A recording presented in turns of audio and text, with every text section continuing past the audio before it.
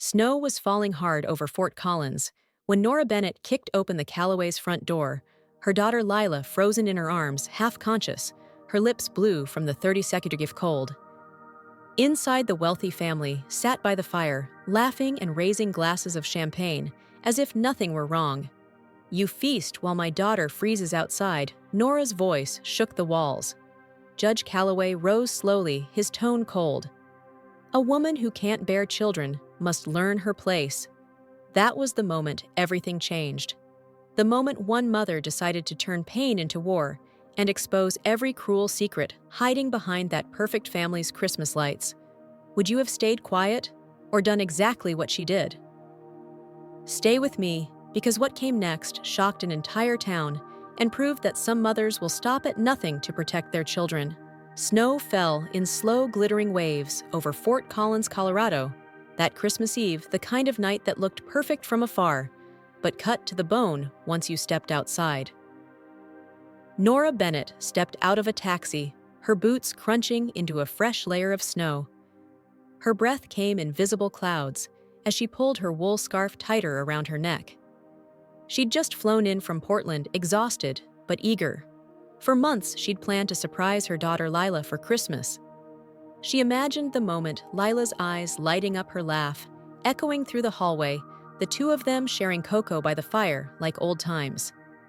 Nora smiled at the thought, but when she reached the gate of 512 Willow Creek Drive, something felt wrong. The snow in the front yard was untouched. Not a single footprint, not even near the porch. From the big bay window, Nora saw the Calloway family gathered inside Judge Martin Calloway with his stately posture at the head of the table. Paula, his elegant but icy wife, sipping wine with a smug grin. Samantha Keene, Trent's sister, snapping selfies with her kids near the Christmas tree. And Trent Calloway, Nora's son-in-law, laughing loudly as flames danced in the fireplace. The warmth inside made the cold outside even crueler. Nora searched for Lila's face, but she wasn't there. Then, faintly, she heard it, a muffled whimper. She turned toward the porch. Her heart stopped. There, curled in an old wooden chair under a dying string of Christmas lights, sat Lila barefoot, wearing only a thin blouse, her body trembling violently in the 30-second air. Her hair clung to her forehead, wet from melted snow. Lila, Nora shouted, running to her. She dropped her suitcase into the snow and wrapped her daughter in her coat. Lila's skin was ice. Nora could feel her shaking through the fabric. Mom, Lila's voice was fragile, barely a whisper. Her lips were pale, her breath shallow. She tried to sit up, but her body gave out, collapsing into Nora's arms. Nora lifted her like she weighed nothing. Rage and fear surged through her veins. "I've got you, baby." "You're safe now," she whispered, her tears freezing on her cheeks. Inside, the laughter continued, louder, crueler. Through the window, Nora could hear Trent's booming voice. "I told you, she's always playing the victim, hiding in her room, faking depression. I'm the one dealing with her drama." The table erupted in laughter. Wine glasses clinked. Someone even clapped. "4 miscarriages," Judge Calloway's deep voice added. "And she still acts like she's the one suffering. A woman like that should know her place." Every word struck Nora like a blade. She held her daughter tighter, feeling her shiver uncontrollably. Without thinking, she marched toward the front door, Lila in her arms. Her boots slammed against the frozen steps. The Christmas lights above flickered as if even they knew what was about to happen. She pounded on the door. Once, twice, then again, harder. The music inside kept playing, Jingle Bells, cheerful, mocking. Finally, Paula Calloway opened the door, her perfume heavy and her smile tight. A glass of wine trembled in her manicured hand. "Oh, Nora," she said sweetly, "what a surprise. If we'd known you were coming, we would have rolled out the red carpet." Nora's voice was calm, but every word carried fury. "If I'd told you, I wouldn't have caught you doing this." Paula blinked, confused. "Doing what?" Nora tilted her head toward Lila. "Leaving my daughter out here to freeze while you drink champagne inside like royalty." Paula's smile slipped. "She needed fresh air," she said quickly, waving a dismissive hand. "You know how emotional she gets. We just gave her some space." "Fresh air," Nora's voice cracked. She's half frozen, Paula." Before Paula could reply, Trent appeared behind her, a wine bottle in his hand, his shirt half unbuttoned. He looked at Nora like she was an inconvenience. "Close the door, Mom. Let her cool off. She does this every time someone calls her out." "Calls her out?" Nora repeated, her voice shaking. "You think abuse is calling someone out?" Trent smirked. "Don't make a scene in my house, Nora. You've embarrassed yourself enough." Nora's body trembled not from the cold, but from the rage boiling inside her. She brushed past Paula and stepped into the house. The air was warm, thick with the scent of roasted turkey and wine. Everyone at the table froze, their laughter dying instantly. She laid Lila gently on the couch near the fireplace, draping her own scarf over her. Then she turned to face them. "Look at her," she said, her voice raw. "This is what you've done. She's been crying herself to sleep for months, and you all sat here pretending she was the problem." Judge Calloway rose from his seat, adjusting his jacket with slow, deliberate movements. "Ms. Bennett," he said coldly, "this is a family matter. A woman who can't bear children must learn to accept her reality. My son deserves better. Your son deserves better." Nora's voice rose, echoing through the room. "My daughter has carried his pain, his insults, his cruelty, and you call that marriage?" Paula crossed her arms. "Don't twist this, Nora. Lila's always been fragile. We've done everything for her, maybe too much." "Too much?" Nora's eyes flashed. "You left her outside in freezing weather, and you call that kindness?" From the couch, Lila stirred, whispering weakly, "Mom, please stop." Trent slammed his hand on the table. "See? Even she knows you're overreacting." That was it. Nora's patience shattered. She stepped closer, her voice a low, dangerous whisper. "You don't know what overreacting looks like yet, Trent. But you're about to." The room fell silent. Even the fire seemed to quiet. Just then, a movement at the window caught Nora's eye, a police officer standing on the porch, snow swirling around him. It was Evan Brooks, one of her former taekwondo students. Their eyes met for a brief second, and he gave her a subtle nod. He'd heard everything. Nora straightened, holding Lila's hand. Her next words were sharp as glass. "This isn't a family matter anymore. It's domestic abuse." Paula's wine glass slipped slightly. Trent's smug smile faltered. Judge Calloway's jaw tightened. Outside, the sirens began to wail, soft, distant, but coming closer. Lila's trembling fingers tightened around her mother's hand. Nora squeezed back her eyes, locked on the Calloways. "You'll pay for this," she whispered. And for the first time that night, none of them laughed. The night after that explosive confrontation felt endless. Nora Bennett sat in her small apartment above the Rocky Mountain Training Center, holding her daughter's trembling hands. The silence was only broken by the ticking clock and the low hum of the heater struggling against the winter cold. Lila lay wrapped in blankets on the couch, her face pale, her lips still cracked from the freezing air. When Nora brushed her hair aside, she saw faint bruises along her wrists, marks that didn't come from the cold. Her heart clenched. The Calloways hadn't just humiliated her daughter, they had broken her spirit. That night, Nora didn't sleep. She made cocoa, adjusted the heater, and sat beside Lila until dawn, her mind racing. Every time she closed her eyes, she saw Trent's mocking smile, Judge Calloway's cold stare, Paula's glass of wine trembling in her hand, and that one sentence that kept echoing in her mind. A woman like that should know her place. By morning, Nora had made her choice. She was done being quiet. 2 days later, she took Lila to Dr. Helen Porter, a therapist she knew from her community outreach work years ago. The doctor listened carefully as Lila spoke, her voice fragile, broken between tears. When the session ended, Dr. Porter looked at Nora with a heavy sigh. "Your daughter's been emotionally and psychologically abused for a long time. Repeated miscarriages, isolation, verbal cruelty. It's textbook domestic trauma. She's on the edge, Nora. She needs stability and protection. Then she'll have both," Nora said firmly. That evening, as snow began to fall again, Nora opened her old leather folder, years of bank receipts, messages, and photos of happier times. Proof that she'd been there for her daughter. Proof that the Callaways didn't just mistreat Lila, they drained her emotionally and financially. She called her old friend Daniel Ruiz, a lawyer she'd once helped train for self-defense at her taekwondo center. He answered on the first ring. "Nora, it's been years. I need help," she said simply.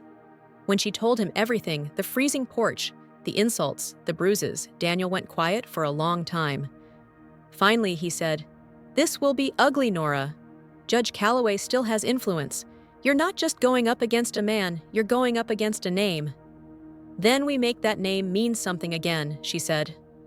The next week was chaos. Legal form statements and sleepless nights filled with whispered promises to Lila. "You'll never go back there. Not ever." But then, one night, as the wind howled through the narrow streets of Fort Collins, a sound broke the calm, an envelope sliding under the door. Nora picked it up. Inside, a handwritten note, "Walk away or you'll regret it. No one wins against the Callaways." Her hands shook, but not from fear. She burned the letter in the sink, watching the paper curl and blacken. "You should have picked the wrong mother," she muttered. The next morning, Officer Evan Brooks stopped by in plain clothes, carrying a small grocery bag. "I brought some food," he said, glancing toward Lila's closed door. "And I filed a preliminary report about what I saw that night, but they've already tried to have it buried. The Callaways called in favors." Nora looked at him, tired but resolute. "Then we dig deeper. We fight louder." Evan hesitated. "You're not just fighting a family, Ms. Bennett. You're fighting the system that protects them." "I've fought tougher opponents on a mat," she said. "This time, I'm not fighting for a medal, I'm fighting for my daughter." When the Larimer County Courthouse trial finally began, the whole town whispered about it. The once respected Callaways versus a small-town mother who refused to back down. The courtroom smelled faintly of old wood and coffee. Lila sat beside Nora, hands clasped tight, her eyes hollow but determined.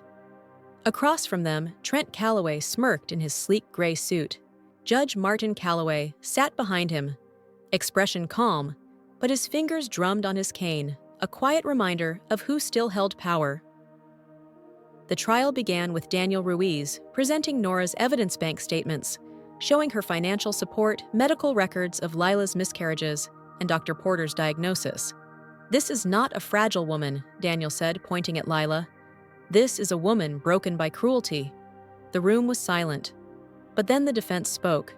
Trent's lawyer, a young, sharp-tongued man, rose with practiced arrogance. "Lila Calloway," he began, "was cared for generously. The Callaways offered her a home stability love, but she refused to contribute, refused to work, and hid behind depression to avoid her duties. There was no abuse, only a failure to fulfill her role as a wife." The crowd murmured. Nora felt her blood boil. They called a witness, Mrs. Dottie Klein, the family's former housekeeper. Her hands trembled as she spoke. "Mrs. Lila barely left her room. I had to do all the cleaning. Sometimes I'd knock, and she wouldn't answer for hours. Lies." Nora wanted to stand up and scream liar, but Daniel gently held her arm. "Let me handle it," he whispered. When it was their turn again, Daniel called Officer Evan Brooks. His uniform gleamed under the lights as he took the stand. On Christmas Eve, he said firmly, "I arrived at the Calloway residence during a welfare check. I saw Mrs. Lila Calloway outside, shaking from hypothermia. Her husband and in-laws were inside drinking by the fire. I can confirm that she was abandoned in dangerous weather conditions." The courtroom gasped. But before the momentum could build, the Calloway's lawyer stood. "Objection. No official call was logged. Without a dispatch record, his claim is hearsay." The judge nodded slowly. "Sustained." Daniel clenched his jaw. Evan sat down, his frustration visible. Then came the final blow. When Daniel tried to play the audio recording Evan had made that night, capturing the Callaways' cruel words, the defense objected again. The recording was made without consent. It violates Colorado's privacy statute. "Objection sustained," the judge said. The room fell into heavy silence. Lila's eyes filled with tears. Nora gripped her hand so tightly, her knuckles went white. Daniel's closing argument was passionate but uncertain. "You can silence a recording," he said, "but you cannot silence truth. Look at this young woman, her medical reports, her fear, her bruises. If that isn't evidence of abuse, what is?" But Nora saw it in the judge's eyes before he even spoke. The decision was already made. Days later, the verdict came. The court granted Lila her divorce, but denied all claims of abuse. The property settlement favored Trent. The Callaways walked out smiling. Nora stood frozen in the empty courtroom, her daughter sobbing quietly beside her. The justice system had failed them. Again.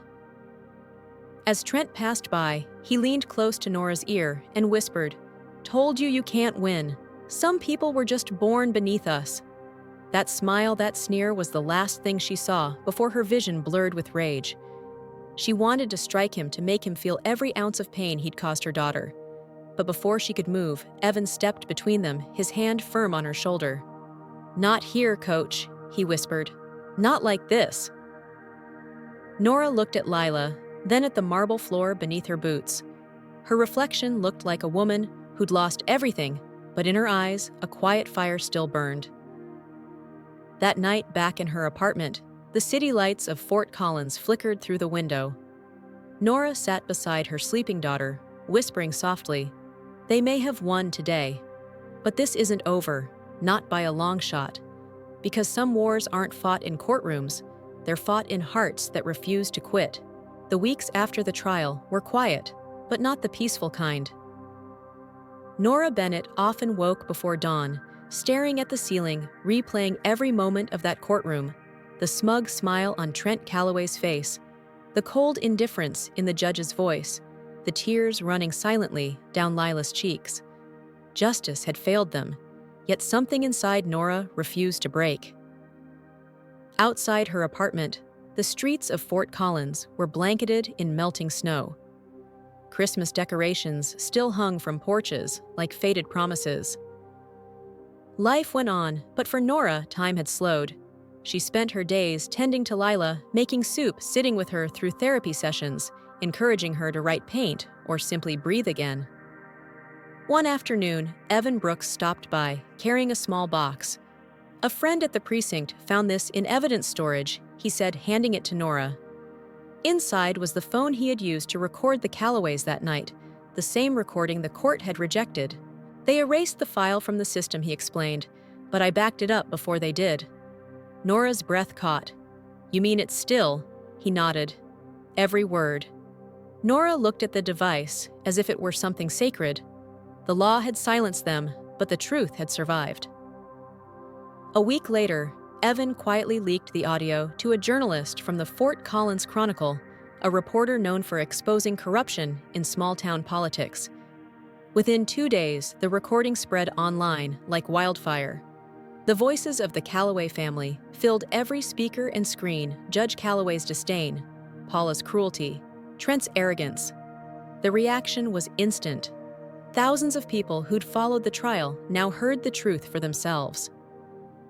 Outrage flooded social media. How could the court ignore this? This poor woman deserves justice.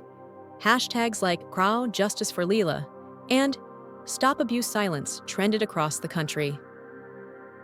The Callaways' empire began to crumble. Sponsors pulled out from Judge Callaway's charity foundation. Paula's social circle shunned her. Trent's law firm suspended him pending review. For the first time, power was on the side of truth. But Nora didn't celebrate. She wasn't interested in vengeance. All she cared about was her daughter, finally free, finally safe. One early morning, while the sun painted the mountains gold, Lila walked into the kitchen wearing a soft blue sweater. Her eyes, though tired, had a spark Nora hadn't seen in months. "Mom," she whispered, "I want to live again. Really live." Nora froze, tears welling instantly. "Then that's exactly what we'll do." That day, she took Lila downtown to Old Town Square, where spring festivals had begun to bloom. Music played softly from a nearby cafe, and families strolled past with coffee and laughter. Lila watched them with quiet wonder, as if rediscovering the world. They sat on a bench near the fountain, sharing churros Evan had bought them from Sunrise Donuts. The warmth of the pastry melted into their fingers, and for once the cold didn't bite. "I used to dream of moments like this," Lila said, her voice trembling. "Just being outside, not feeling afraid." "You don't have to dream anymore," Nora replied softly. "You're here, you're alive, and you're stronger than you know." Lila looked at her mother and smiled, a real smile, fragile but radiant. "You never gave up on me." Nora laughed through her tears. "Mothers don't give up, sweetheart. We fight until there's nothing left to fight for." Just then, Evan arrived, slightly out of breath, holding a small box wrapped in silver paper. "I didn't mean to interrupt," he said shyly. "But, I brought something." Lila blinked. "For me?" He nodded, rubbing the back of his neck. "You once told me you felt weak, but I think you're one of the strongest people I've ever met." Inside the box was a delicate bracelet, its charm shaped like a phoenix. Lila's hands shook as she clasped it around her wrist. "A phoenix," she murmured, "rising from ashes." "That's exactly what you did," Evan said quietly. Nora watched them, her heart swelling with pride and gratitude.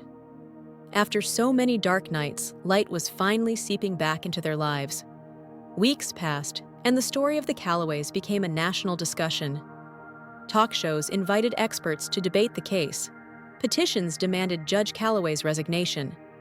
The Colorado Judicial Review Board launched an investigation.